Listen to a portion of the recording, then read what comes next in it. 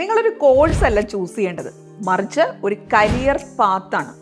For example, നമ്മൾ BCom എടുത്തു. നമ്മുടെ മനസ്സിൽ ഒരു ആലോചനയും തീരുമാനവും ഒക്കെ ഉണ്ടാവണം, എന്തിനേക്ക് വേണ്ടിയിട്ടാണ് ഞാൻ ഈ BCom എടുക്കുന്നത്. അല്ലാതെ BCom കൂടി കഴിഞ്ഞിട്ട് അടുത്തെന്താ ചെയ്യുക എന്ന് ചിന്തിക്കുകയല്ല വേണ്ടത്. ഞാൻ BCom എടുത്തതിന് ശേഷം ഒരു മാനേജ്മെൻറ്റ് തസ്തികയിലേക്ക് പോകാനാണ് ആഗ്രഹിക്കുന്നതെങ്കിൽ എൻ്റെ കരിയർ പാത്വേ എന്താണ്? ഐ ഡു BCom, പിന്നെ MBA, അത് കഴിഞ്ഞ് കഴിഞ്ഞാൽ ഒരു മാനേജ്മെൻറ്റ് കരിയർ.